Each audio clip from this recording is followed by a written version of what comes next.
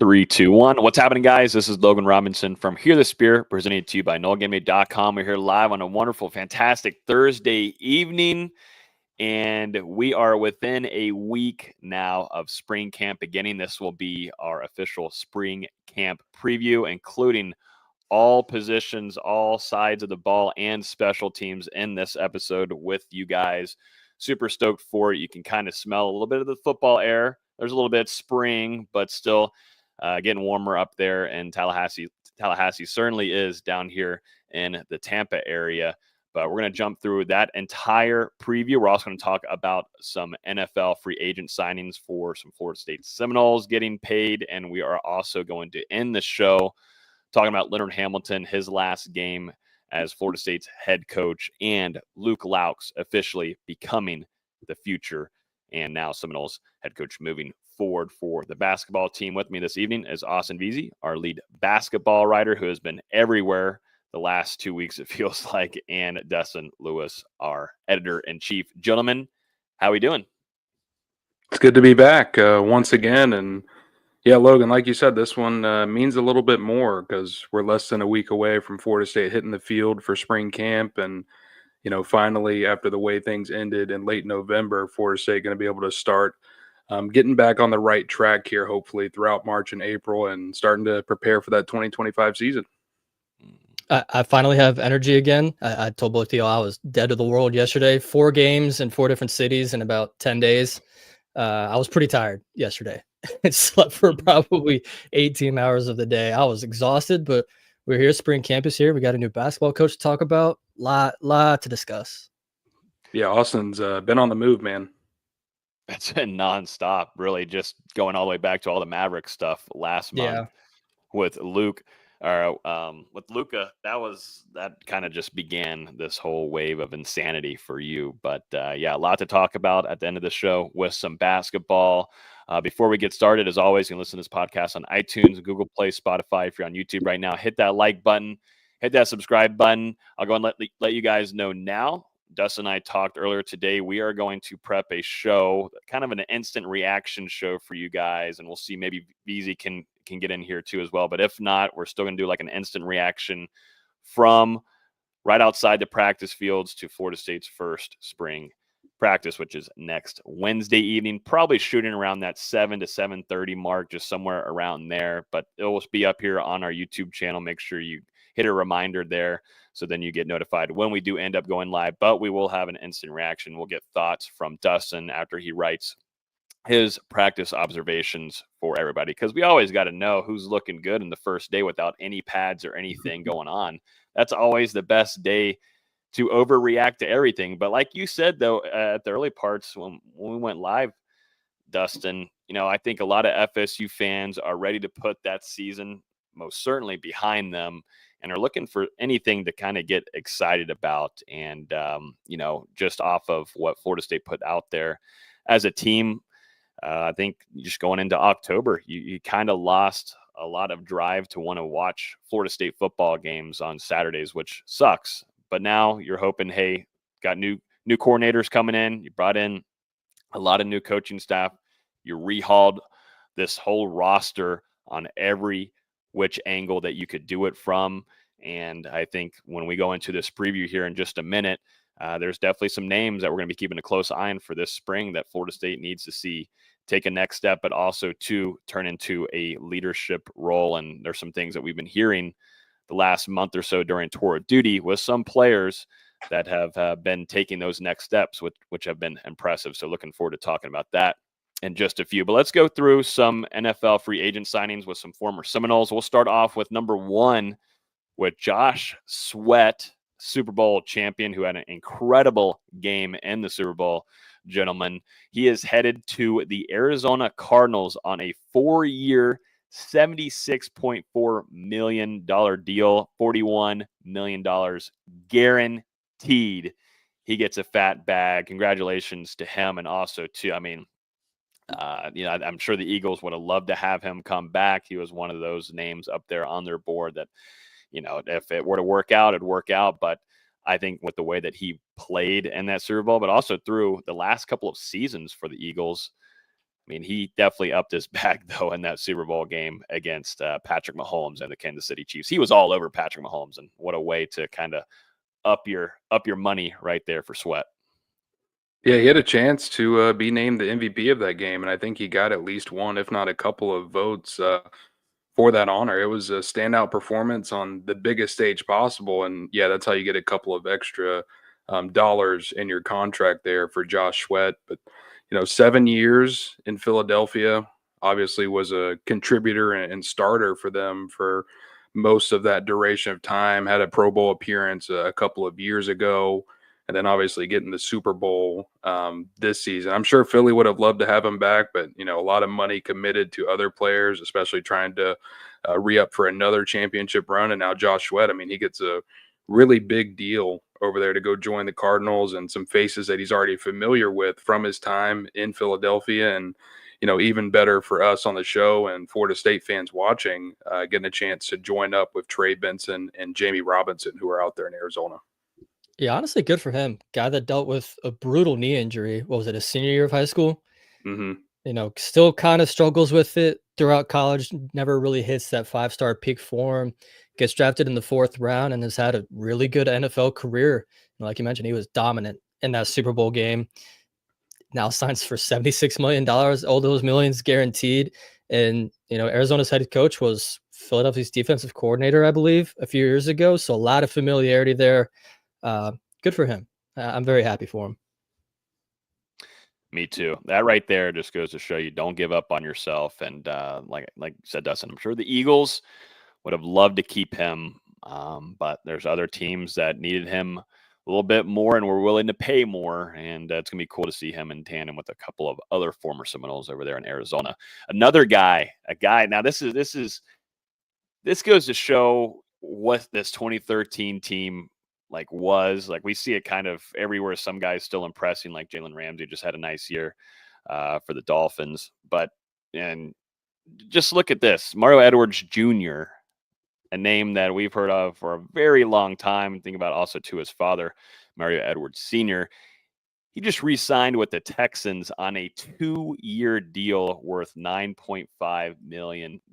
We previously were covering the Texans with Texans Game Day for SI, so we're covering every one of those games, and it was just pretty funny to see Mario Edwards Jr. making plays and being very disruptive, being a playmaker for them on the defensive line. And this doesn't really shock me, though, because the Texans wanted to bring a guy like that back. He missed some time due to a suspension, but he was killing it for them and had a nice season with the Houston Texans, and he's going to be there for another 2 years with $9.5 million coming from that 2013 national championship team. I would love to see the total of where that is at right now. We do need to try to add that up whenever we get a chance.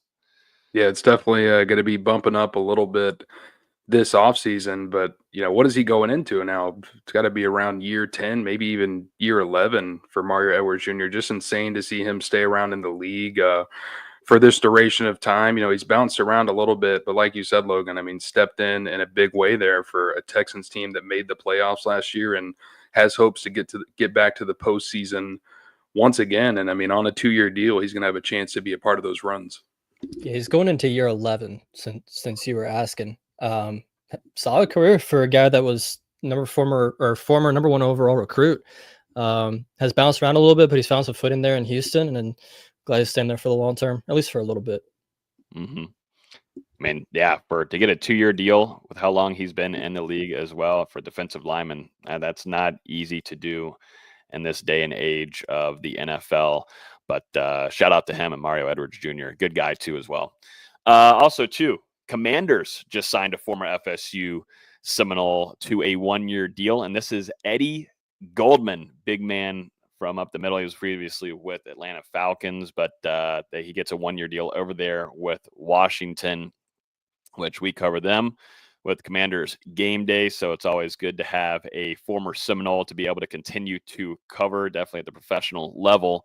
But the Commanders just overall making a lot of moves as expected, offensively, defensively, but really specifically now on the defensive side of the ball and what they wanted to do to bring back some guys, also to find some new guys and build some depth pieces. And Eddie Goldman can bring that to the Commanders up there in DC.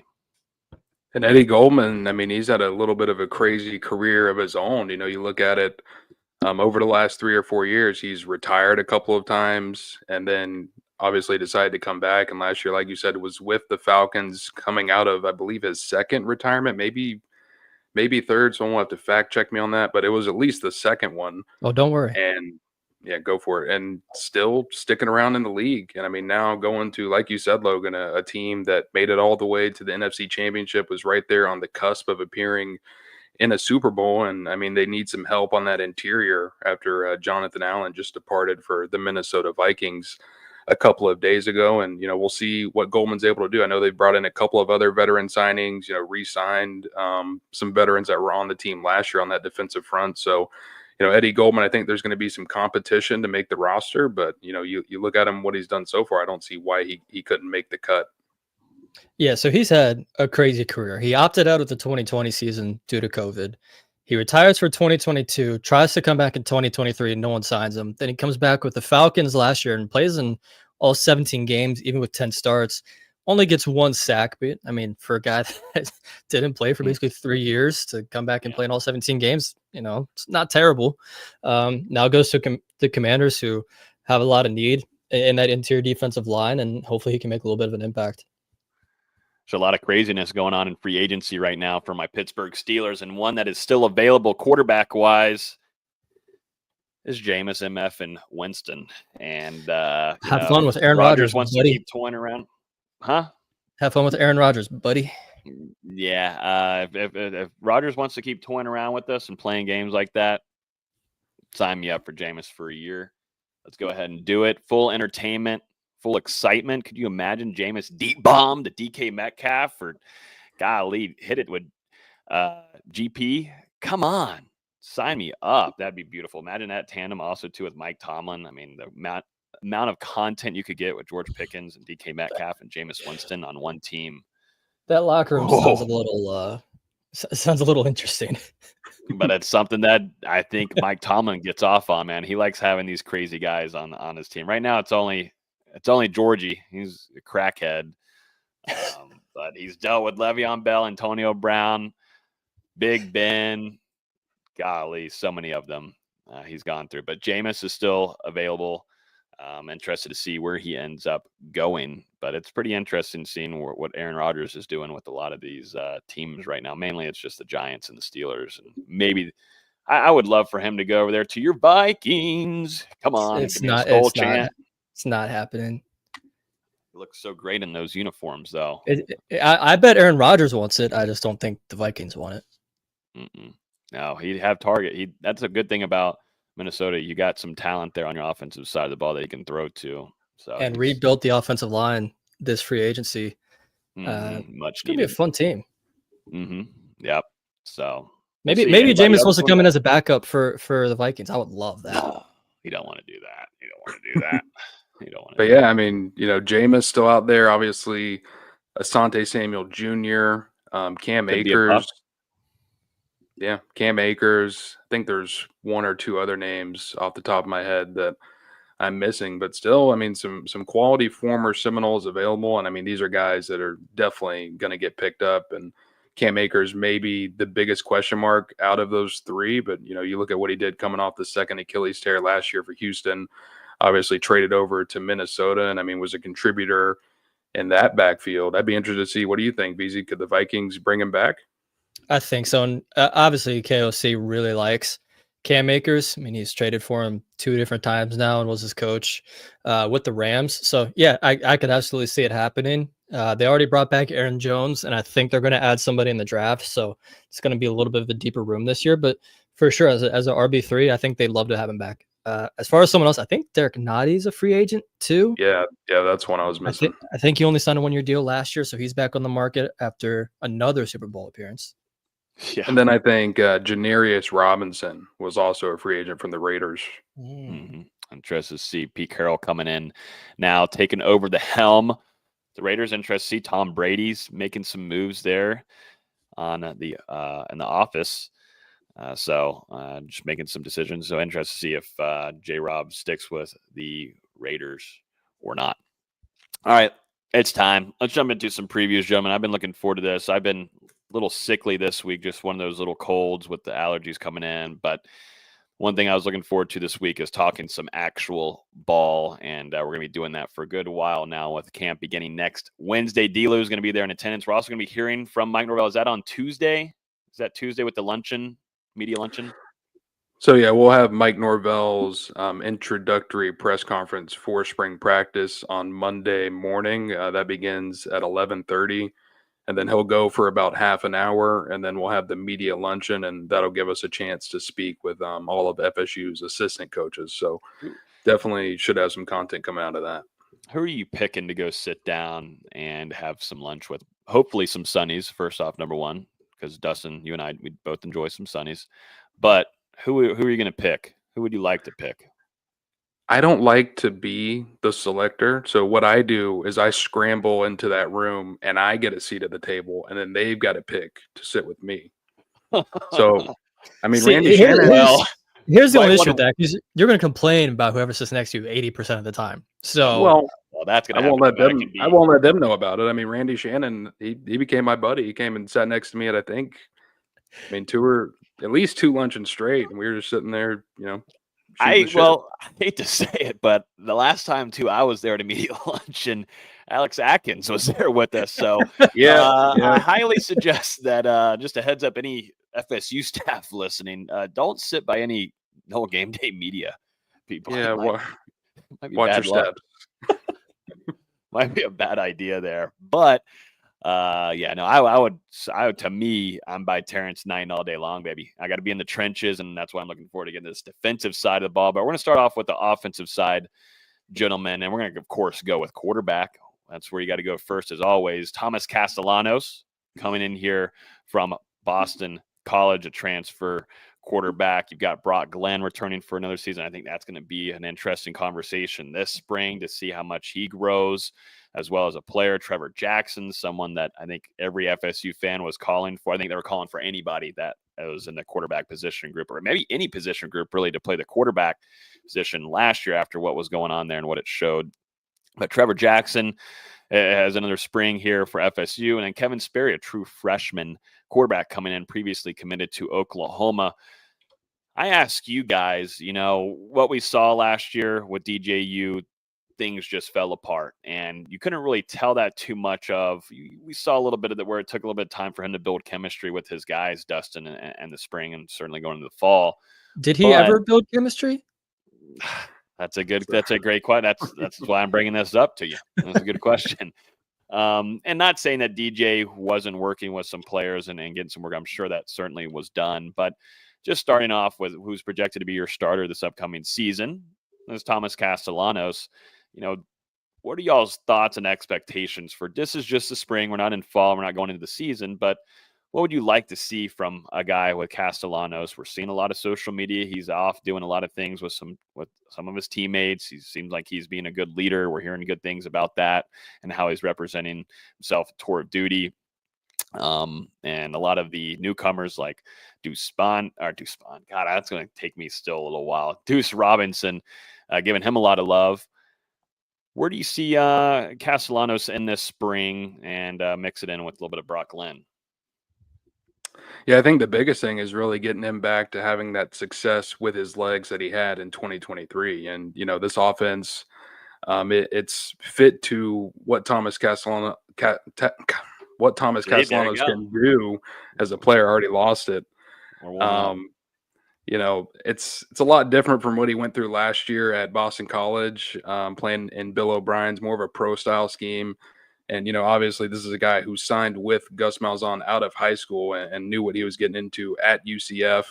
At Boston College in 2023, I was up there in Alumni Stadium when he almost led that upset against the Seminoles.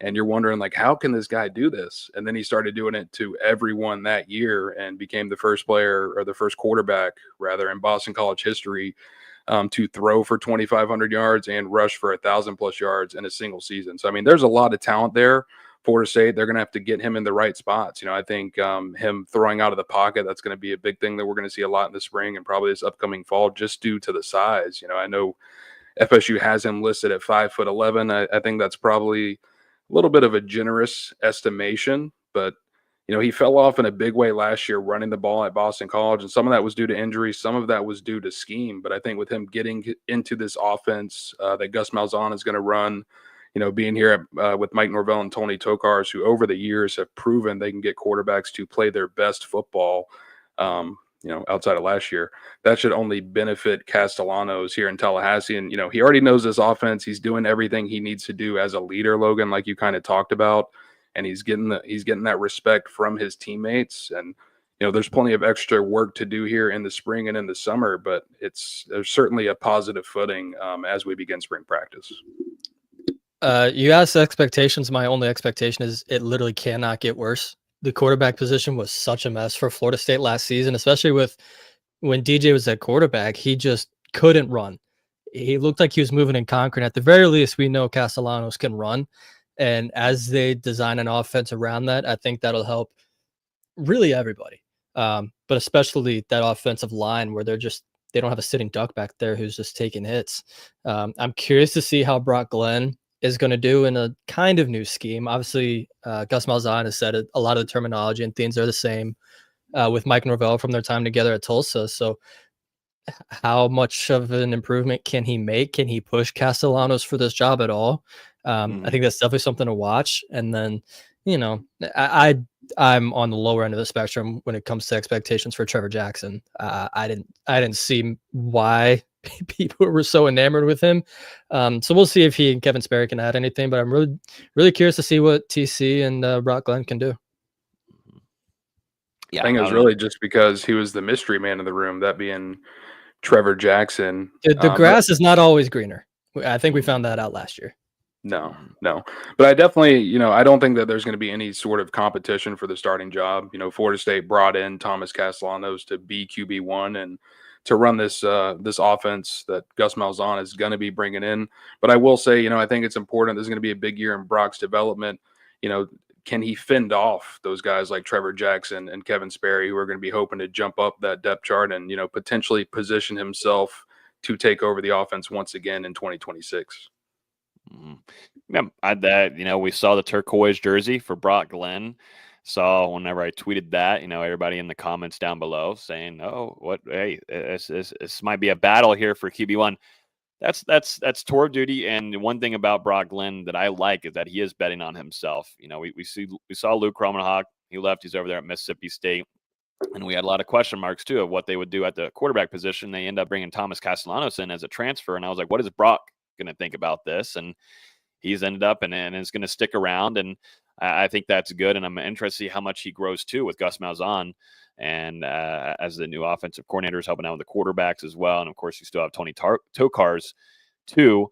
But I would like to see Brock Glenn push Castellanos. I'm not saying that where it's a projected where he can beat out Castellanos to be a starter, but I would like to see where we do have some days where Brock Glenn is looking nice, where he might be the most impressive quarterback on the field. I think that just shows what Brock Glenn has shown growth in. He's continued to do that on a year-to-year basis. Last year was just really tough when you had no offensive line, which we're about to talk about here, hopefully in a lot better way. Although this time last year we were speaking very highly of the offensive line, so I'm gonna have to figure out a different way of doing this. But maybe we should just speak negatively of them, and then they surprise us and we're like, we did this on purpose. Yeah, we're trying to jinx it, everybody. But no, I'm interested to see, and I think to me, just for a spring, I think things will take a little bit of time, but I like to see where Castellanos is working, understanding where his guys are most likely going to be at. I'm interested to see too, how he works with his deep ball,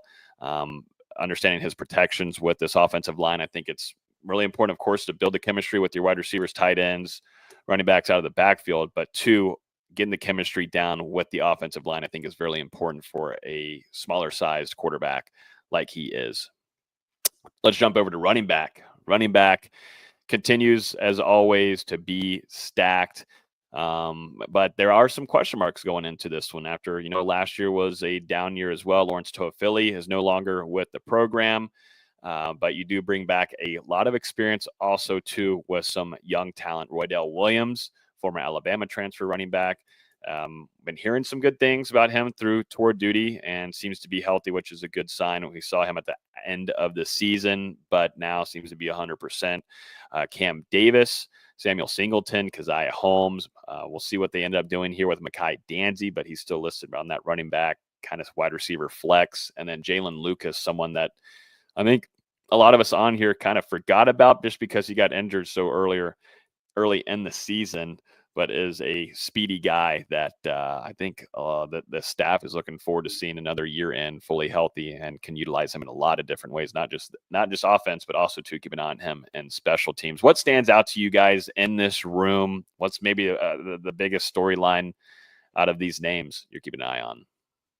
I think what stands out to me is just how many guys Florida State has back from this room because, obviously Roydell Williams, missed the bulk of that season with an injury that he suffered in practice. But when he was on the field, things didn't really go to plan. And, this was a guy who averaged over 5 yards a carry at Alabama. And I think last year was down to about 2.2. So you're wondering, with Florida State making those changes on offense, maybe he would have looked for a new home. And then obviously, Holmes entering his final season of eligibility at Florida State, and he was mostly a third running back for the Seminoles last year behind Cam Davis and even some of those other younger guys at times. So to see both of them come back, I think this is definitely, it's an important spring for them to prove that they can be up there near the top of this rotation. And obviously with things changing under Gus Malzahn, who, in the past definitely uses multiple running backs, but if he has a bell cow that he can rely on, and, he had one back at UCF and RJ Harvey, I mean, he's going to run the heck. Yeah, he's going to run the heck out of that guy. So, I mean, we're going to have to see how things shake out during spring. I think we might see a little bit of a smaller rotation compared to last year, but at the same time, you just have so many guys that you can use in multiple ways. So it's going to be something to figure out for Florida State. Can Cam Davis take that next step? We'll see how he comes out, weight wise after the tour of duty, whenever that comes out next week. And I mean, this was a guy who dealt with some injuries, also, needs to improve his vision going into his sophomore season. Then Jalen Lucas, after only 2 games last year, he was knocked out for the season. How has he recovered? It looks like he's done so quite well. If you look at his Instagram, he's been sharing some clips recently, and he's moving at what seems to be full speed, still has that shiftiness, that athleticism. So that's going to be a guy to watch to jump back into that rotation. And then you've got a guy like Samuel Singleton, going into year 3 at Florida State, showed some really promising signs last year. Seems like he's still got a bright future ahead of him. So there's going to be a lot of competition here. And, these guys are going to need to set themselves up before Chroma arrives in the summer, because that guy, as we've talked about before, he's talented enough to step into Florida State immediately and maybe take over that starting role. And then finally, just Mekhi Danzy. Like you said, we don't really know where it's going to shake out this spring. There's been some reports that he could move to wide receiver. And, as of Thursday evening, Florida State still has him listed as a running back on their online roster. So, I mean, we're going to be watching for that next week. Obviously, ask Mike Norvell and Coach Johnson about it, and then once spring practice begins. But that guy, he's been killing it on the track circuit. I recently competed at the ACC championships, has been up there in the top 3 at multiple meets, and up there in the record books as well. I think he tied the 3rd fastest time, 400-meter time in FSU program history. So as a true freshman. Yeah, a true freshman, a ton of speed. And if you can figure out how to utilize that on the football field, I mean, he could be an absolute weapon. Yeah, I have similar thoughts about the room, but I'm going to attack it a different way. I'm curious to see who transfers out of this room at the end of the spring, because as you mentioned, it is deep, and Florida State does have to cut a little bit of fat off the roster. I believe, if your article is correct, Dustin, they have 109 bodies, and you can have 105, and that's not even factoring in, the scholarship limits that Florida State's had to deal with from the Alex Atkins fallout. This is a deep room, and there's going to be someone that wants to play and is not going to get the chance. Is that Keziah Holmes? Is that Sam Singleton? We'll have to see how this spring goes for these guys, but there's a lot of bodies, and there's not going to be touches for everybody. So we'll have to see how these guys separate themselves. And as you mentioned, with Chroma coming in the summer, they might be looking in that rearview mirror a little bit. I think a guy to prove it is probably Roydell Williams to me. I think we saw some some signs last year where he just could not get off some tackles, and he's not a physical enough back to get off of them. I think if he can show some promise in that, and it's just spring, that's what kind of stinks about it, because you're not going to see it in a actual game. And even if I were to bring up the spring game, which Florida State's not having this year, it's not even a spring game. And to me, you can't really tell too. We'll see if practices change here. I mean, we kind of forgot to mention that, but these are two new coordinators. We're expected to probably see a different style of practice that Mike Norvell is going to be running, probably expected maybe be a little bit more physical. I'd like to see it in cases for Roydell Williams. It's hard to kind of detect who that back is going to be for you until you see get a little bit of physical. And, most of these practices, all the practices that we see, you're kind of putting two hands on them, and that's about it. Definitely when it comes into getting to the second level, there's not a lot of tackling. Of course, you want to be safe, but for the running back room, like we're saying here, it's deep and going to be interesting to see who sticks around. But Roydell is one that I think has a lot of kind of pressure on him to be a guy that stands out in this spring to stay safe, and also to probably, Keziah Holmes, Cam Davis. To me, like you said, Dustin, good point on the vision. He's got to improve on that. Yes, offensive line was horrid last year, but there were still times though where there were some holes made and he went the wrong direction.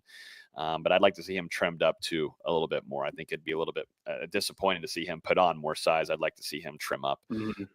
But yeah, anything more in the running back room from you guys? Nope. Wide receiver room. Let's keep moving here. This one too, a lot of battles that are going to be happening, and two with some newcomers that have entered this rotation. We'll start off with a veteran here with Hakeem Williams, and I think that's going to be a big discussion for us, but I'm going to keep naming some more. Deuce Robinson, coming from USC, was one of the big transfer landings for Florida State. Squirrel White is joining as well. Tennessee SEC wide receiver, makes some big plays against some teams like Alabama. He can be reliable in that realm, but also too, just keeping an eye on his health and seeing how well he's going to look like throughout spring. Logan McCoy, Elijah Moore, who I'm super excited for to take an even bigger step than what we saw when he first arrived at Florida State. BJ Gibson, Jordan Scott, which we've talked about heavily on here, and too, Javon Boggs as well. I think too, one that I'm keeping a close eye on is Camden Fryer. I think the staff really, really like him, just going off of some things that we've seen too in person. He's a secret speedy guy, and that might be good for Florida State and what they want to do in that slot position. If anybody else too, if you want to mention anybody, feel free, but I just kind of wanted to go through these names that stand out to me at the moment going into the spring. I wasn't even paying attention to every name you said. Did you say Jalen Brown? There's a lot of them. Huh? Did you say Jalen Brown? No, I didn't mention Jalen Brown. Didn't mention Jalen Brown. Yeah, Jalen Brown's back. And then, as far as the spring enrollees, I think you got about everyone except maybe Tayshawn Gelsey, who was a late signing for Florida State there in December. But, yeah, a lot of bodies in this room. Obviously, last year, the wide receivers, a lot of expectations, and they did not live up to those at all. It ended up being a major disappointment for Florida State. And, your veterans did not help to provide any consistency in the room. And then some of those guys you were looking for to step up, Jalen Brown, a guy that they brought in as a transfer from LSU, was in that rotation, but just never quite able to make an impact. And, honestly, his effort seemed to be lacking at times. Then Hakeem Williams, showcased a lot of potential in spring practice, looked really good in fall camp, and then suffered a hamstring injury that kind of lingered into that 2024 season. And he just never took that step that you thought was possible, in his development as a former 5-star recruit. And, now you're looking at it. Hakeem Williams is a junior. I mean, he's now an upperclassman. It just felt like a little bit ago, we were talking about him getting to Florida State with all of this potential. And I mean, now he's 2 years into his career, going into year 3. And I mean, it's time. It's now or never for Hakeem Williams. And this is absolutely a critical spring if he's going to stay up in the rotation at Florida State, especially with Deuce Robinson coming in. I'll be honest, this room kind of scares me, because when you're saying Hakeem Williams is your most experienced guy in a system, that doesn't make me feel good. There's a ton of talent. Don't get me wrong. Between Hakeem, Elijah Moore, Logan McCoy, BJ Gibson, Jalen Brown, Squirrel White, Deuce Robinson. Yeah, on paper, that is a lot of talent, especially if you look at the recruiter rankings. A lot of talent. But even, Squirrel White didn't have a great season last year at Tennessee. That's why he transferred. Deuce Robinson couldn't really crack the rotation at USC. Jaylen Brown, same kind of thing, was a starter for Florida State last year. I felt like we never really called his name. Granted, offense was bad last year. We can't say that enough. But there's just not a lot to go on from what we've seen so far from really anybody in this room. Can they step up in a much different system? For sure. And there's a lot bigger bodies that we saw a few years ago with the Johnny Wilsons and the Keon Coleman's. There's size like that again in this room that I think will help this offense, especially in the running game. But in terms of what they're going to do in the passing game, it's a big sprain for everybody in this room. Mm-hmm. New coach too, going on, moving on from Ron Dugans. That's where I'm keeping a close eye on what Tim Harris Jr. coming from UCF paired with Gus Malzahn could do. And one of the quotes that he said in his opening press conference when he arrived in Tallahassee, he said, you have to be able to catch the ball at an elite level. And that's the only way that it's going to be for Florida State's wide receivers if you're going to be out there. And that's something that I know FSU fans would love to hear after what was a just disastrous kind of season last year with drops. And, Hakeem Williams was one of those guys. And, Florida State's just consistency with catching the ball can do a lot of things. And, that's something that I think Tim Harris Jr., along with, too, we're getting to the defensive side of the ball. But John Papuchis, Florida State's new linebackers coach, too, there's a lot of work to be done in these groups to improve. And Tim Harris Jr. with this wide receiver room is one of those coaches that is going to have to do that. But there is a ton of talent. I just maybe feel a little bit more optimistic because there is a new coach at the helm there. Yeah, and like you said, I mean, catching the ball, which, is what you do as a wide receiver, it's going to be critical for Florida State. I mean, they were right there at the bottom of the country last year in total drops and drop percentage. It was flat out ugly. Even when you could get the ball out and DJ wasn't getting sacked, it just wasn't getting dropped. You literally couldn't do anything. And that is one area where I think, bringing in Squirrel White and Deuce Robinson, that is going to aid Florida State. Because you look at what both of those guys did a season ago, drop rates that were both under 4%. Squirrel White obviously has a ton of experience in the SEC, dealt with some injuries last year that could have kind of led to why things fell off a little bit. And he said he's back healthy this year in his press conference a couple of weeks ago. And I mean, he's ready to make an impact at Florida State. Then Deuce Robinson as well. I mean, that 6 foot size, about 215 pounds or so, average nearly 20 yards per catch. These guys are bringing in some proven production.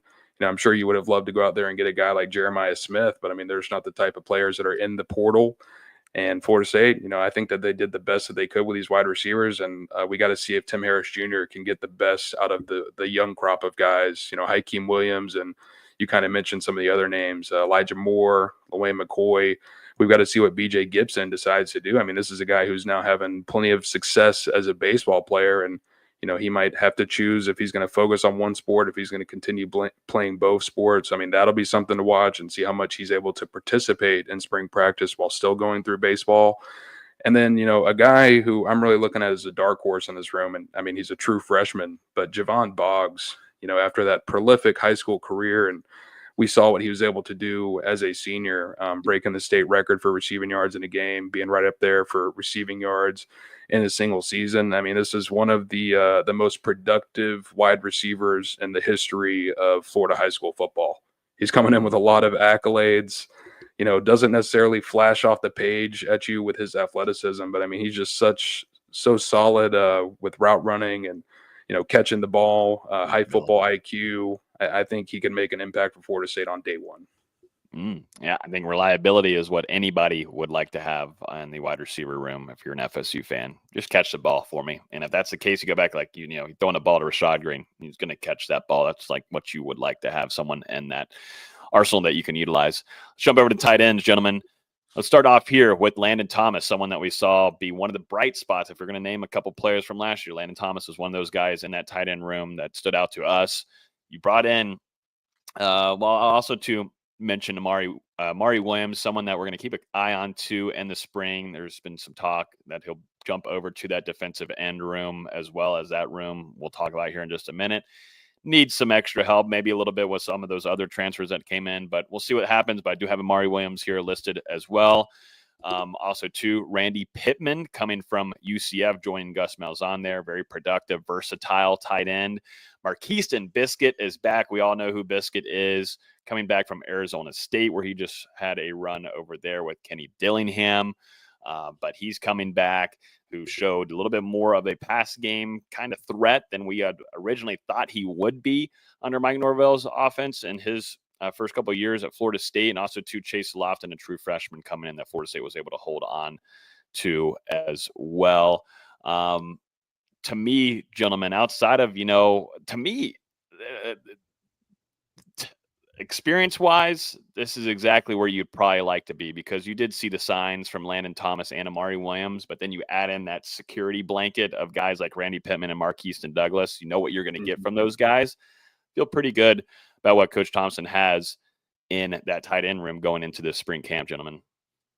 I really like it. I think this could end up being the best tight end room that Mike Norvell has had since he arrived in Tallahassee. Randy Pittman, like you said, he's already got the experience in Gus Malzahn's offense, 2 years as a starter there. And, he worked at tight end, worked at H-back, worked in the slot. I mean, he's kind of a guy that you can move all around that offense and use in different types of ways to take advantage of him being, 6'2" and maybe not the traditional tight end size. But, I mean, a solid blocker, pretty good receiver as well. He's going to be a good addition for Florida State. I think Marqueston Douglas coming back, Florida State, they already know how to use this guy. Mike Norvell was able to coach him for 4 years already in Tallahassee. Chris Thompson as well. And, he can act as a sixth offensive lineman in the blocking game. But, you also look at him in his introductory press conference that he gave upon transferring back to Florida State a couple of months ago. And, Biscuit, he looked like he's in the best shape of his college career. So we'll see how he comes out in spring. I think he's dropped a little bit more size, and he wants to try and be even more of a receiving threat now that he's back in Garnet and Gold. So that'll be something to watch. And then obviously the development of Landon Thomas, who, has the potential to be a star in Tallahassee with his ability as a receiver. Got to see him continue to take steps in the right direction in the blocking game. And, I would say the same thing with Amari Williams, as far as he's really good as a receiver, but you want to see how he can do as a blocker. And then also, is he going to be on offense? Is he going to be on defense? Right now, Florida State has him listed as a tight end / defensive lineman. So certainly some stuff to explore there. And then Chase Lofton, whenever he committed, he was another guy we were looking, and you're like 6'6". Can catch the ball really well. Only coming in at 215 pounds. So he's going to have to bulk up throughout the offseason and in the strength program. But a lot of potential there for him as well. So I think with these 5 guys, you've got to like what Florida State can do. They can be multiple. They can bring in a guy who's more of a receiving threat. They can bring in a guy to help in the blocking game. It should be really interesting to see how this rotation shakes out. Yeah, we've been waiting on Mike Norvell to utilize the tight ends like he did at Memphis, and he just really hasn't had the talent in that tight end room since he got to Florida State. I'll take it a step further. I think this is the best tight end room Florida State's had since they last made the playoffs in 2014. You go back to that room with Nick O'Leary, Maven Saunders, Ryan Izzo was in that room. Like, that was a deep, versatile unit. Obviously, I don't think anyone in this room is going to be better than Nick O'Leary. That's a stretch to say anyone's going to be better than the best tight end in Florida State history. But I think since then, the tight end room has been really lackluster.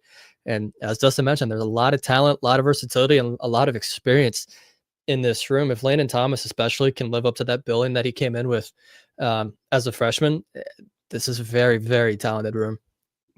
Too, a quarterback's best friend is a tight end, and one that can be reliable for you. Look at the rookie season that Jaden Daniels just had with the Washington Commanders. They had a guy with Zach Ertz, veteran guy in the NFL, and a lot of those balls went to Zach Ertz, and they just re-signed the man. He's coming back for another year up there in Washington. If I'm Thomas Castellanos, I'm on the rollout, things aren't open, dump it off and underneath to a guy like Randy Pittman, who has shown that he can be versatile in so many different ways, or Landon Thomas, who can probably put a move on you, which we saw last year as well, or, Amari Williams, a guy that if you're in the red zone can take a shot with. But yeah, there's a lot of excitement about this tight end room, and I think the winner out of all of this is Thomas Castellanos. All right, let's jump over to offensive line. Here we go. Hopefully we don't get clipped again and say this is the best offensive line that Florida State has put out in a lot of time.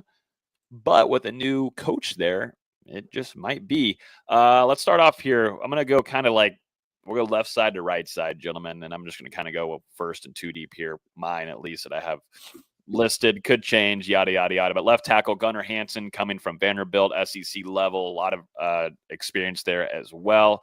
They grab a transfer there on the offensive line. Also, too, I put down Lucas Simmons, someone that could probably be battling in there as well through the spring. Interested to see how he continues to, or how he develops. This is like one that we're going to be watching Coach Herb Hand do a lot of work with. Also, too, Richie Leonard's coming back for another season, former UF transfer, played last season, dealt with injury as well. Didn't get to see him at the end, but Richie Leonard seems to be like he's on track to be ready for the spring. Also, to Andre Otto, someone we're keeping an eye on the end side in the guard position, left guard, right guard, but left guard most likely. Center, Luke Pettibon, Wake Forest, talking experience. He has every bit of that, very well respected at the ACC level in his play, and a lot of leadership, which I like too as well. We're seeing so far. Jacob Rizzi is another one there to keep an eye on at that center position for depth. Adrian Medley, which VZ's very high on there, can be at the right guard position. Also, too, the battle of Jalen Early as well. And then the right tackle position, a huge, and literally and figuratively huge right tackle guy with Micah Pettis coming in at the right tackle position, and also to Jonathan Daniels is one to keep an eye on as well. If there's any other names, feel free to throw them out there. But this is now Herb Hand's unit, and I think that's the biggest conversation here, is just wanting to see guys get developed. And like I said, it kind of matches in with what I was saying with Castellanos. I'd like to see him and also to this offensive line be able to find and build a chemistry. And I like that Luke Pettibon is that interior glue. You previously had a guy like Maurice Smith, who I felt like dealt with injuries every single, no matter year, just camp to camp. You have a healthy guy here. Still, yes, maybe not the biggest size guy that you want, but he's a guy that I think is an upgrade in moving into this next season for Florida State.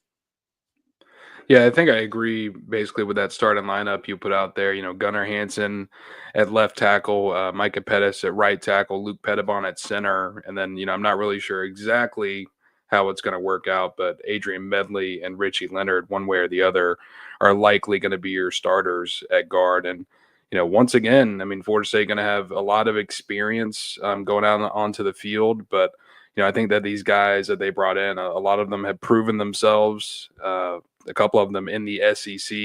A guy who also, you know, in Medley, who played under Hand and Malzahn at UCF. So they've got a lot of experience. They've got a lot of physicality as well that I think they're going to bring to the table. And I mean, the biggest thing, and Logan, you kind of mentioned it, but how is Herb Hand going to operate this unit differently compared to maybe Alex Atkins did over the last couple of years? That's going to be something to watch during spring practice.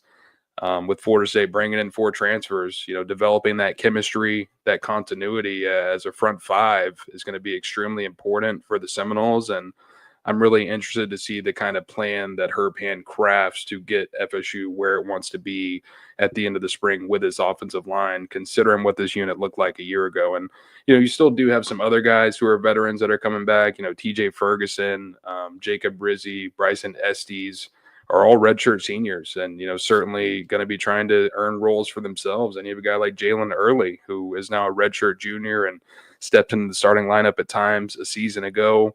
Lucas Simmons is probably the biggest question mark in the room, you know, a top offensive tackle coming into Florida State, and, you know, someone who obviously needed development, but, you know, now that he's going into year 3, you're wondering if that light starts on it and he does become a consistent face in the 2 deep for FSU. And then, you know, Andre Otto, another one who got some time last season, probably going to contribute at center if I were to guess in 2025. But I mean, as a guy who can really move around that offensive line. But, you know, Florida State, Herb Hand, they've got a lot of work to do, but I think that they've got some promising pieces in place. And, you know, we're certainly going to be keeping our eye on this offensive line a lot harder than we did a year ago.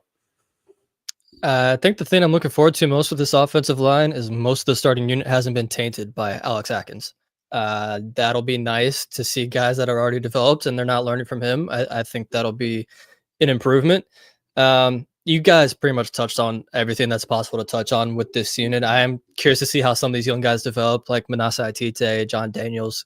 You already mentioned Lucas Simmons. I want to see how these guys develop, even if they're not going to play much, if at all, this year. Mm-hmm. I'm just ready to see one starting lineup and hopefully stick with that for more than one game. 2 series, maybe, in a game. But that's fall camp preview. Let Herb Hand do what he needs to do in this spring camp and figure it out. But one thing, I was at the NFL Combine and I asked Ole Miss defensive tackle Walter Nolen about Micah Pettis, because those two previously going at it with one another. But he said he's a crazy guy. He's one of my favorite offensive linemen to go against just because he's going to talk. He's going to do a couple dirty things, but I feel like that's one of his tricks about it. But you're going to get a nasty offensive lineman coming in, and I'm about it. One thing that Jared Verse brought to the table in practices was a lot of trash talk, a lot of domination, a lot of kind of alpha male, and I would really like to see that when we're about to talk about this defensive end room. I'd like to have that kind of spark up some fun there as well, and that's exactly what we're going to see with Micah Pettis. So, Dustin, whenever you're out there next Wednesday, I know we won't have pads on, so it won't mean a whole ton, but whenever the pads come on, shells come on, please get over there. I need to know what Micah Pettis is chirping, what he's saying, what kind of battles we're looking like, because that's when we first got to see Jared Verse and just got to see the kind of impact he brought to practices, and I think Micah could be one of those guys on the offensive side that I'm all about it. I like a guy that can talk, but also got to back it up as well. Let's jump over to the defensive side, gentlemen. Before we do that, let me go and give you guys a heads up as well. If you're just now joining us, we're going to be live next Wednesday around the 7:30 mark, somewhere around there. Dustin's going to be in attendance at practice. So after he wraps up Mike Norvell interviews and maybe some of the player interviews as well, he's going to pop on here with me, maybe VZ as well, and we're going to run through his practice observations and give you guys the rundown of what he saw at practice. So make sure you subscribe right now here on the channel. Also, hit the bell because it will allow you to notify you whenever we do go live, but we will have a live kind of going out all throughout the day that day, and you can hit reminder on that. But make sure you stay tuned in for that. We'll be live just right after practice rounds up and kind of give you the scoop and rundown of some of these guys and see what this defensive side of the ball brings, because there are a lot of question marks in here coming in with new defensive coordinator Tony White from Nebraska. I think all three of us on here feel really excited about Tony White's addition to Florida State's staff, and interested to see as we go through personnel here. Let's start off with defensive end because it's one of my favorite position groups. It's such an essential part of a defense as a team as a whole, as we're seeing some of these massive paydays in the league right now. But Dustin, what's your favorite position group? He's over here shaking his head. We were supposed to do just defensive line as a whole. Well, I'm doing DE. I know it's going to be. Is there even DNs in the system? I don't really think there is. No, it's all mixed in here. I just categorized them and put them through here. So we'll run through all of them because we do. Just love when he goes off script. It's just the best. This was my script. I didn't change it though because it was last minute. I need comms earlier. Anyways, James Williams coming in from Nebraska. Jason Jenkins coming in from Tennessee. Deontay McCray, Jaden Jones, Deontay Diggs, Amari Williams, which we noted earlier. Aaron Hester, LaJesse Harold, Tylen Lee, which VZ's very excited for. He thinks a guy that we might be sleeping on potentially and just a true freshman coming in. And then, of course, the big name here with Daryl Jackson Jr., who first was putting his name into the hat for the NFL draft, joining his guy Joshua Farmer, but pulled out, had a conversation with Terrence Knighton, and he's deciding to come back for another season. KJ Sampson, Daniel Lyons, and who I'm super stoked for is Kevin MF and Wynn, true freshman defensive tackle coming in, really physical guy. But what stands out to you in this conversation as we're going as a whole of the defensive line? What stands out to you in Terrence Knighton's room?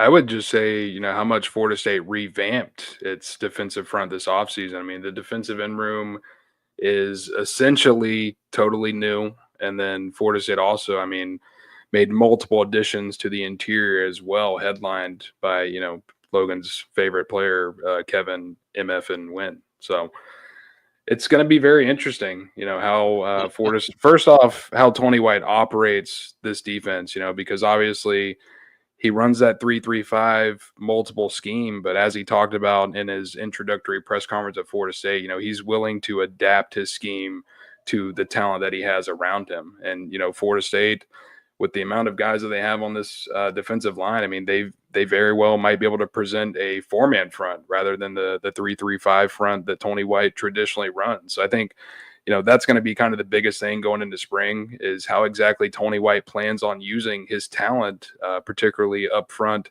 on this defense with so many new guys. And what's good is this staff does have someone they can lean on in James Williams, who, I mean, had outrageous pass rushing numbers at Nebraska in limited snaps and a roll off the bench. And, seems like he's primed to take a very big leap here at Florida State as he steps into a full-time starting role. And, I was very impressed with his mentality whenever we heard from him a couple of weeks ago. Sounds like a guy ready to step up and, seize that opportunity rather than it just coming to him. And, now he's a starter. Like, he's going out and working for that. And then, in that same vein, Darrell Jackson seems like he's done basically everything right since returning to Florida State. We saw him in the turquoise jersey as well during the tour of duty workouts, which, goes to show the level that he's taken, his game, his ability as a leader this offseason. That's something that Mike Norvell has already highlighted, and James Williams and some other players on the roster have highlighted as well. It's going to be huge for James Williams and Darrell Jackson to be the leader of that defensive front. And then you've got some really other interesting pieces around them. And a guy I really like who Florida State's brought in from Western Kentucky is Deontay McCray, who, had outstanding numbers against the run last year. And if he can take a step in a positive direction as a pass rusher, some very high potential for him in Tallahassee. And you've got to like some of these freshmen. Kevin Wynn, we already mentioned it, but he should be able to get right into that mix immediately.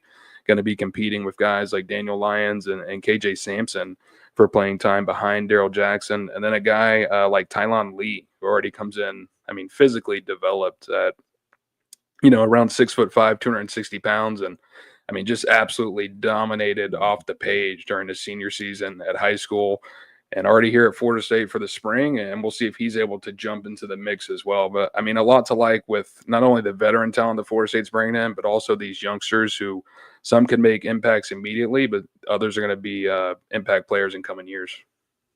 I'm really curious to see what the first unit looks like on that defensive line, because we all expect Darrell Jackson to be on there, but who's going to be next to him? We really don't know because of how much this room changed. And, could it be KJ Sampson? Could it be Daniel Lyons? Could it be DeMonte Diggs or Deontay McCray? There's so many different names that could be in the starting. Yeah, it is. And it's a new coaching staff. It's a new coaching staff. Could be who they feel like fits best. And I can't believe Dustin didn't mention Pot Roast, just leading this whole unit. I think Knighton's going to do a really good job with this room. I'm really excited to see how this works out and who they think is going to be their best 3 or 4, however they work out in this new system. It's going to be really interesting to watch. I mentioned him at the beginning of my tangent. Did you? I wasn't listening. Pot roast, though? I'm pretty sure I did. Well, I didn't say pot roast. But. To be fair, I don't usually listen to you, so I'm sorry. Damn. Oh, jeez. From what I've heard, nobody listens to anybody on the show. They just, whenever they're ready to speak, then they just go. Basically. But no, see, Darrell Jackson. The big thing for us is if he can get developed, and that's where I think where most of us on here are excited about development. It's about offensive line and defensive line, and seeing Darrell Jackson take the next step. It wasn't just also to his mechanics and fundamentals, but also to leadership. And if he truly is, and to earn that turquoise jersey, like Mike Norvell has pressed it to us as media, behind the scenes, and how tough it actually is to garner. Like, you have to be 110% in all of these, because they look up on film and the IPF or out on the field, and the camera's on you 24/7, just watching exactly how you're going, hands on the hips, putting a knee down.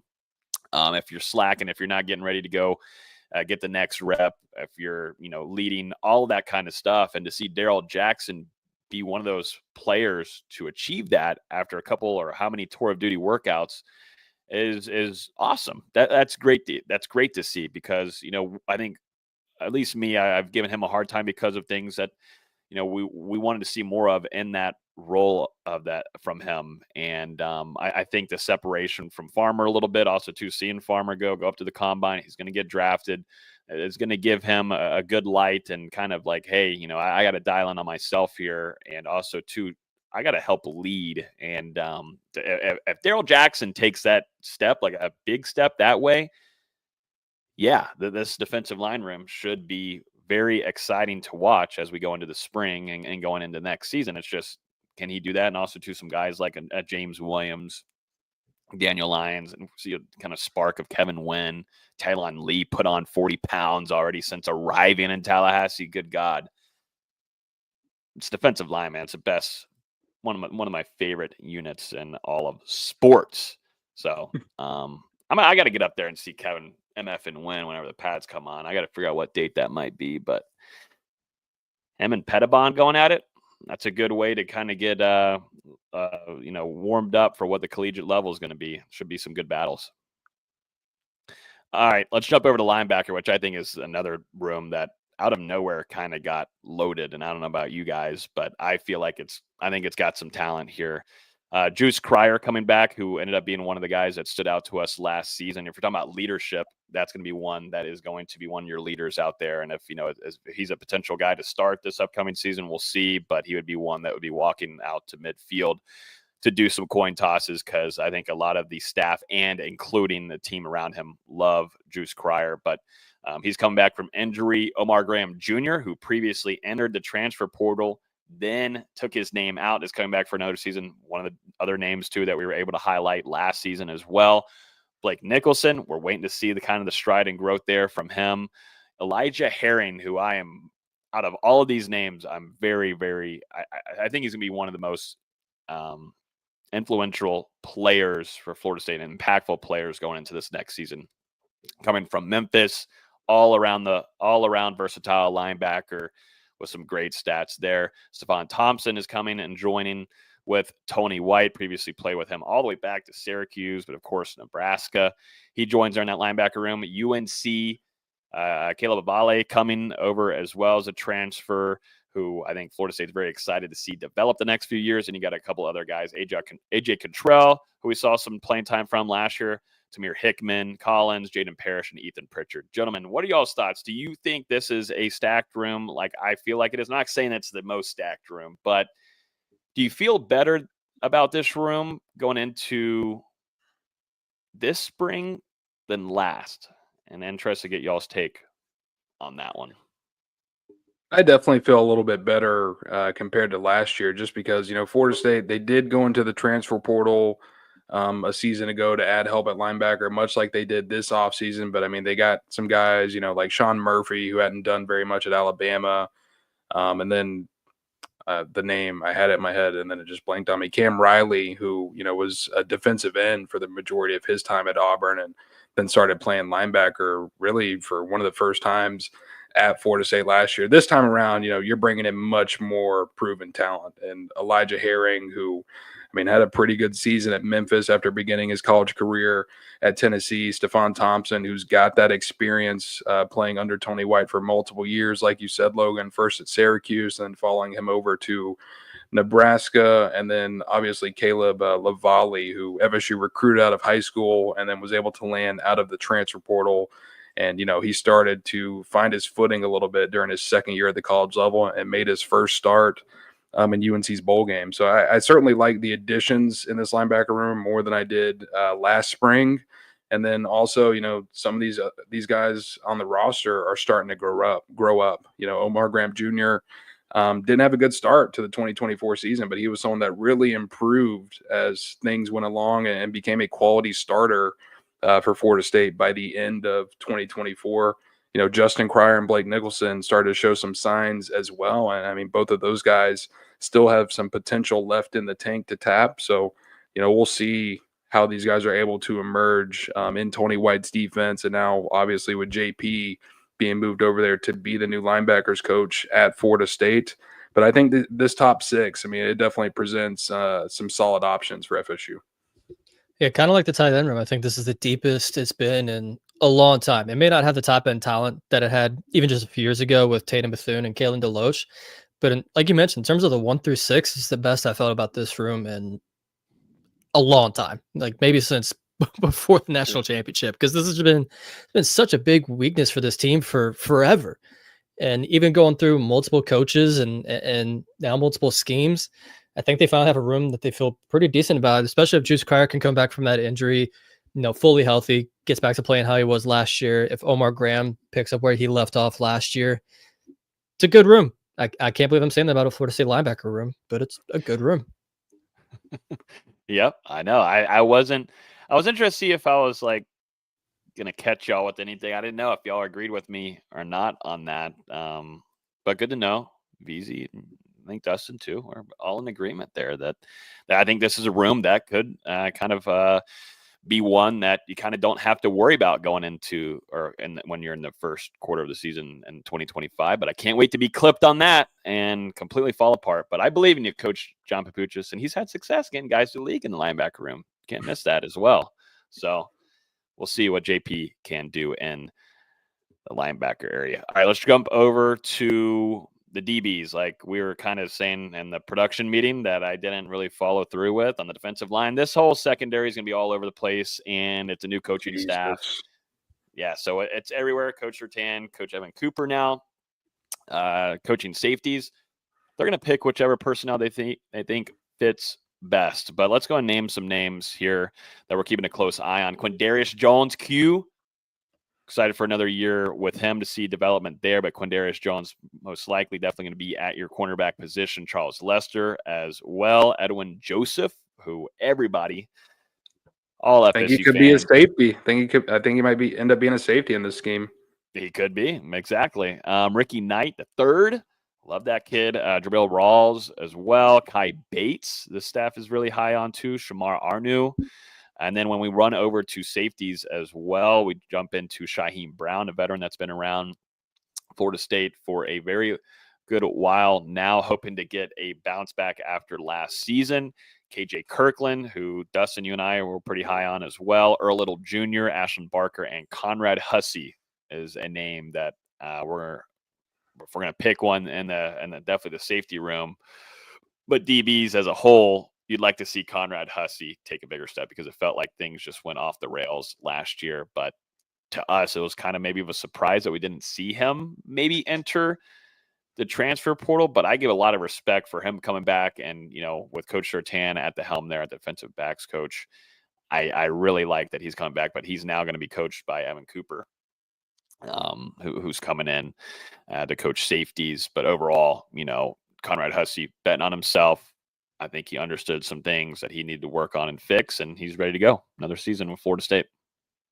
Yeah, that was an interesting one, with him competing for a starting safety job at the beginning of the season. And then, obviously basically being benched as things went on and effort seemed to be lacking a little bit at times. So you've got to hope with him coming back, he can bounce back in a big way for FSU, because that true freshman season back in 2023, I mean, he showcased a lot of potential.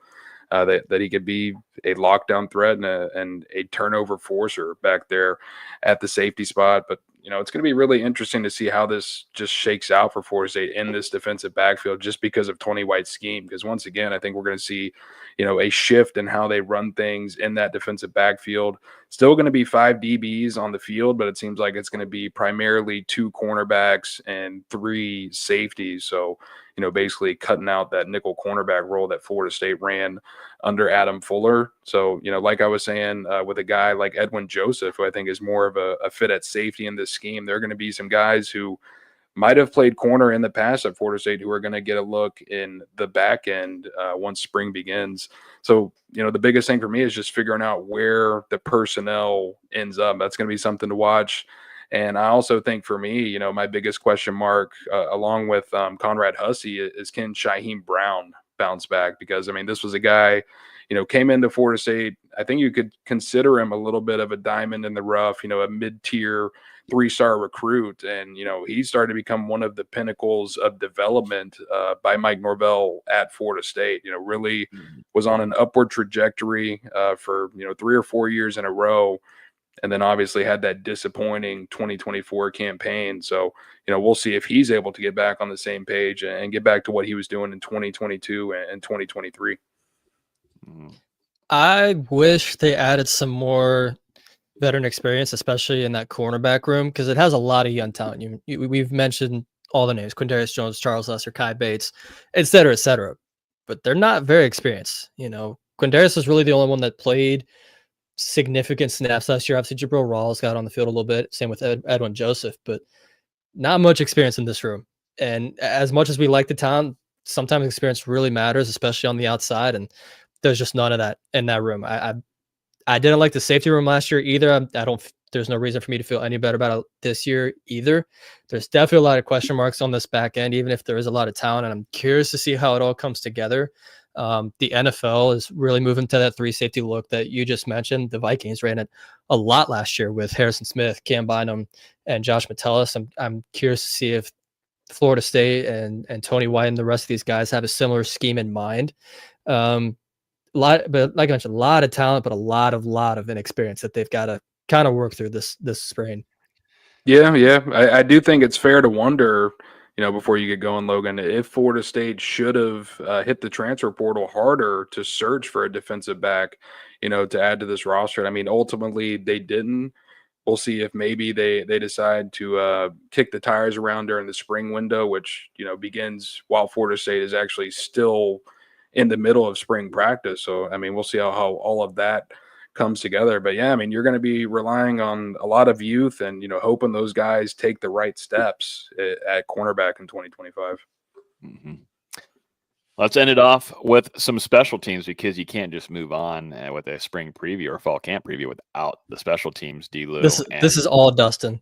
Nice. Yeah. This is his time to shine. And these guys, because Ryan Fitzgerald held this role for a long time, where Dustin would run down the tally marks on every kick possible in practices. So now it's up to you, Jake Weinberg, who is expected now to be Florida State's future at the kicker position. Also, too, Mac Chiomente is going to be Florida State's expected punter as well. But then we got to talk about punt return and kick return too. This is where all the big question marks come in the spring. You don't even know who could be back here in some of these. You got Jalen Lucas, who I've got in here. I'm mixing these punt return, kick return, but Jalen Lucas, LaWayne McCoy, BJ Gibson. I also threw in here Samuel Singleton, of course, for kick return. I also threw a little dicey one in here with Camden Fryer. Camden Fryer in here. You love Camden Fryer. Return. I do, man. You're really hyping him up. I am. He was out for the whole season with a lower body injury. Yep, exactly. Well, that was all last season. Just saw him in the workout videos and everything. Seems like he's back to go and good to go. I'm telling you, you saw him. You saw him work Quindarius Jones in some of those battles, man. And now Quindarius Jones expected to be a starter on Florida State's cornerback room. I'm telling you, don't sleep on Camden Fryer, ladies and gentlemen. I don't know if it's going to happen this year, but man, that kid's fast and he runs really good routes and he's a problem. But anyways, real quick, special teams. I didn't name the long snapper. Go ahead, Dustin. I left that for you if you had that listed. Oh, well, long snapper, Florida State currently has 3 on the roster. You've got redshirt senior Mason Arnold, redshirt sophomore. Come on. What are we laughing at? This is redshirt sophomore Peyton Naylor. I'm laughing at the phrase 3 long snappers. That's just insane. But, let's say we could. Yeah. Redshirt sophomore Peyton Naylor and redshirt freshman Weston Edwards. And I mean, Mason Arnold came into Florida State from Ohio State, had experience there, college football playoff experience with the Buckeyes. And then, did all the snapping duties last year for Ryan Fitzgerald and Alex Mastermano. So it's his job to lose. But, I mean, can the Tallahassee native Peyton Naylor from McClay, can he somehow upset him for the starting job? Be something to watch. And then Weston Edwards, actually from my hometown of Valdosta, Georgia. So certainly root him on. Oh, yeah, absolutely. Yeah, this is where your time to shine is. Give some alumni some love. Makai Danzy. Go ahead. I was going to say, but I will say, this is the first time that we've really had questions about Florida State's kicking and punting game. And I mean, since Very Mike long time. Norvell arrived in Tallahassee. And, Jake Weinberg, he did get to learn behind Fitzgerald last year, got in for that one game, was able to kick a field goal and an extra point against Charleston Southern. And, he was one of the top rated kickers in his respective class. So you've just got to hope that experience last year and, his talent can help Florida State stay consistent in that department. And then Mac Chiumento, going into his 4th year with the program, has had a lot of time to sit behind Alex Mastermano and learn from him. So, you've got to hope that he can step into that role and, be serviceable. And I think for the most part, you kind of mentioned all of the returners I was thinking of. The only one I would add to that mix is probably Squirrel White, because, he was asked about that during his press conference. And I mean, he said he's ready to do anything he can to get the ball in his hands. There you go. Oh, yeah, I like Squirrel White back there. Also, too, we're talking 400 meters, talking speed. Mekhi Dancy, kick return, please. I'd be about that action all day long. So we'll keep an eye on and see what happens there. All right, let's end off this episode as we're going a little bit over time here. But we got to finish off, though, with Leonard Hamilton and his last game. The Seminoles lost to Syracuse. Beasley was in attendance for that. But now Florida State officially finding its next head coach. You're not at the Syracuse game. You weren't at his last game. You're at his last home game. I was at his last win. Yeah. There you go. You can always put that down in the history books for you. You can say you were there for Leonard Hamilton's last win, and at least it was definitely at home. Squeezed it out. But Florida State has a new head coach with Luke Laux. Just take us through, though, the game with Leonard Hamilton, and then also to the transition now to where Luke Laux was walking with him through the tunnel, and now is going to be your next head coach for Florida State basketball, coming from the Sacramento Kings. Yeah, I was at Leonard Hamilton's last 4 games at Florida State. I was probably the only person in the world that wasn't a part of the team that was at all 4 of those games, at Duke, at Virginia, at home against SMU, and then against Syracuse here in Charlotte for the ACC tournament. It was definitely interesting to hear him talk after each game, and you're seeing all these media members just respect Coach Hamilton so much. I wasn't credentialed for the SMU game at home, but at Duke, at Virginia, at the ACC tournament, seeing all these beat writers just hanging on to every single word that Coach Hamilton is saying, and what's his final stop at all of these spots. Cameron Indoor is one of the historic venues in college basketball. John Paul Jones Arena in Virginia, same thing, is one of the venues to go to in the ACC. And to see all these riders just respect him so much was very cool for me to see, because, for better or for worse, Florida State fans haven't always adopted Coach Hamilton the way they probably should have. I mean, he is a pillar of a human being, the best representative of a university you could ever ask for. And obviously, yes, I'm a little bit biased. I spent 3 years in the program, but even going in, I was like, Coach Hamilton, he's done a good job building programs, but I don't know how he is as an actual coach. Then you spend 2 minutes with the guy, and you just learn so much. You have so much respect for the man, and he's done everything for Florida State that you could ever ask. He's given the basketball program the best years they might ever have, especially during my time there. That 2017 to 2020 runs were really, really special. I know a lot of people will talk about the what ifs with COVID canceling the 2020 NCAA tournament, but he had some amazing, amazing teams, continued to adapt, continued to change his personnel and his schemes, and it kept working for the longest time. I mean, 23 years at a university is a long time. We even heard John Calipari talk about it when he left Kentucky. He's like, 15 years is too long at the same school. And Coach Hamilton did it for 23 years. And it wasn't until the final 2 or 3 years where it finally just got too much for him to adapt to, with the transfer portal and NIL and all these other things. And that's something he's talked about in all of these press conferences is, how are we as coaches supposed to handle this when they haven't really told us anything? I'm sure there's a lot of smart people in that room deciding on how to do this, but they didn't pass that information along to us. And I think he wants to be involved in that process going forward. Someone asked him what's next. After the Syracuse game, the ACC tournament, he's like, I'd love to mentor young coaches. I'd love to stay around the game. And that's just something that Coach Hamilton is. He really wants the best for the game, and he's going to leave it in a much, much better place than he found it over 50 years ago, which is unbelievable to say. Yeah. Wow. The SMU game was the most emotional I've ever seen him. Granted, he's always been a guy that's stoic faced on the sideline. He's never going to show much emotion, but you could see him smiling a little bit more. You could see him fist pumping a little bit more. And when that final buzzer goes, like you wiped away a tear. He might have. To see Jameer Watkins hug him at the end of the game was pretty cool for me. And even Jameer Watkins talking about it after the Syracuse game, going, yeah, he's like, yeah, I wanted to come back for next year and pick Coach Hamilton's brain for next year and get my degree. And you ask Coach Hamilton, those guys getting their degrees is more important than what they put out there on a basketball court, and that's rare, especially nowadays in college basketball. You don't see a lot of coaches caring about these guys getting their degrees, and that's going to be his lasting legacy. Is I think it was a 97% graduation rate, which is absurd for any athletics program. But it was great to see him show emotion, to see all those former players come back.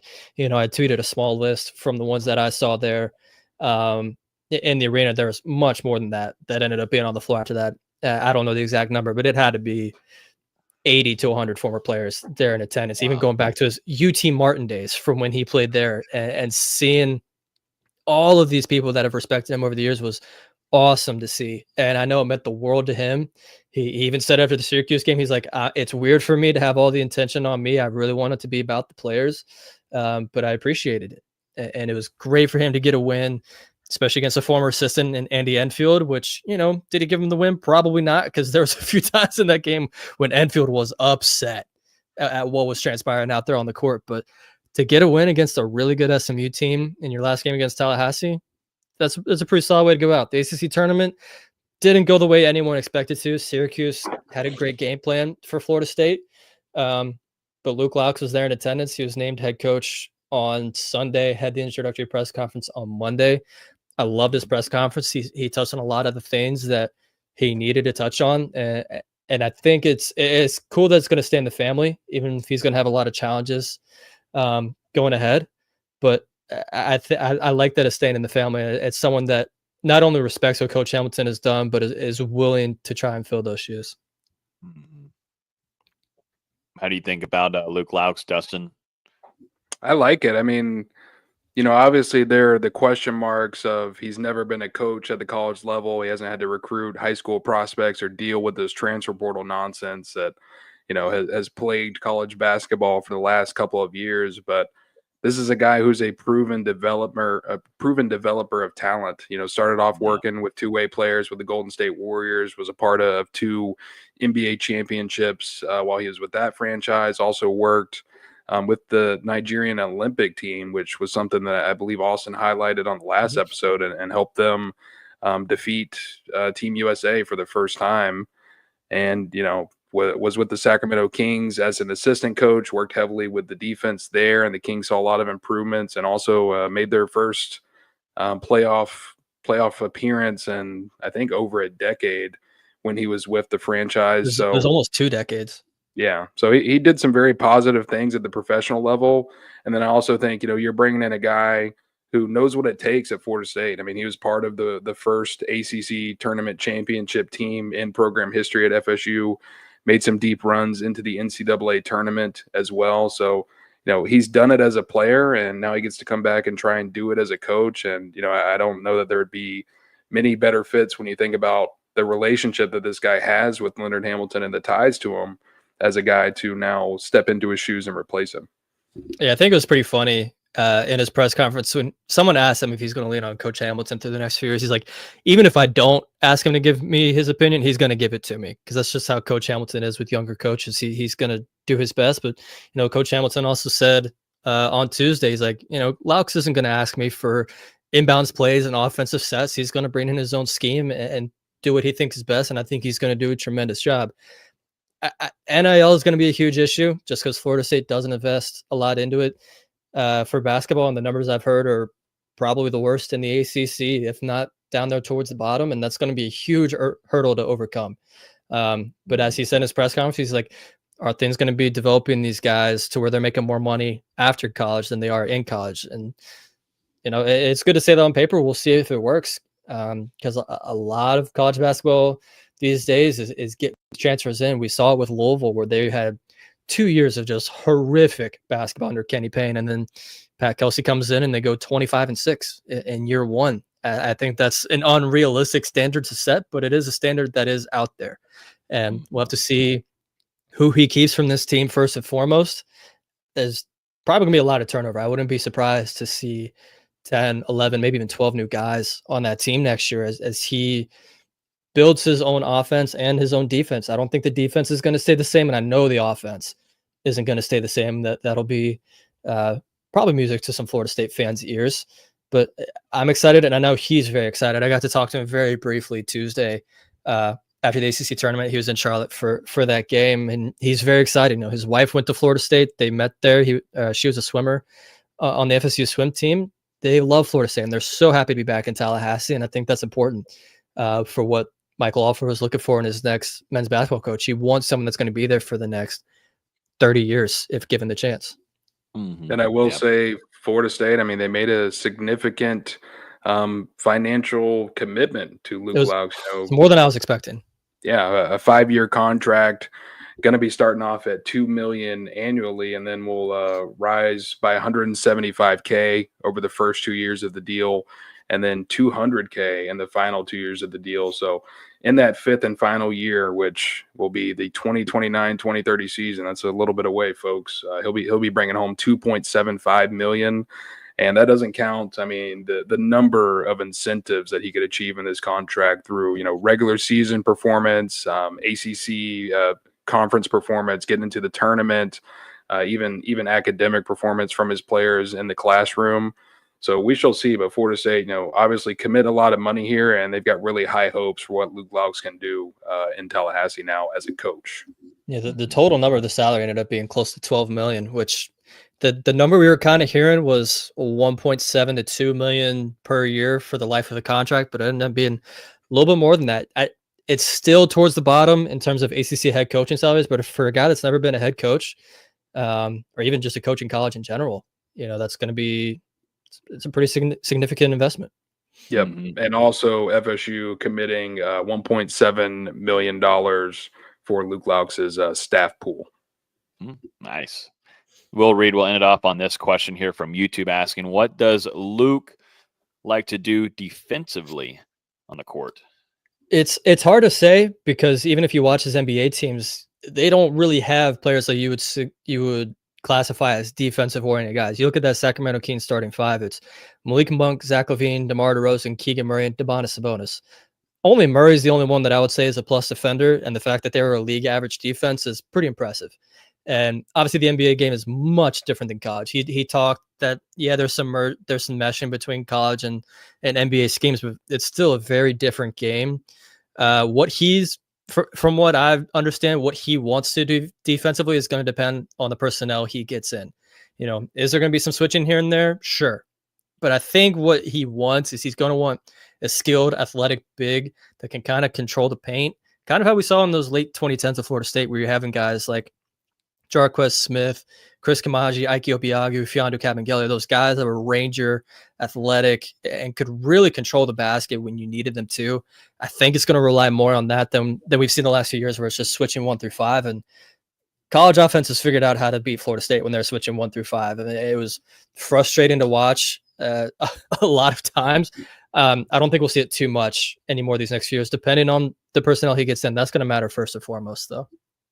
Sweet.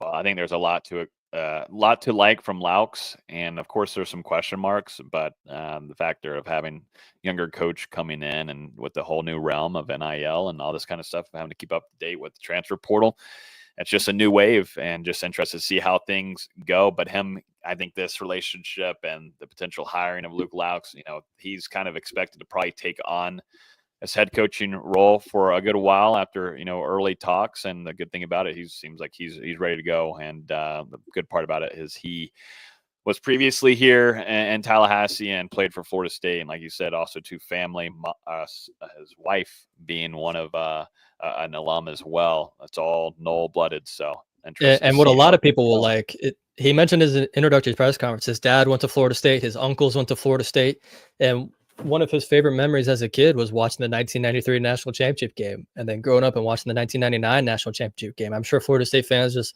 love to hear that, and a guy that genuinely loves Tallahassee and wants to win.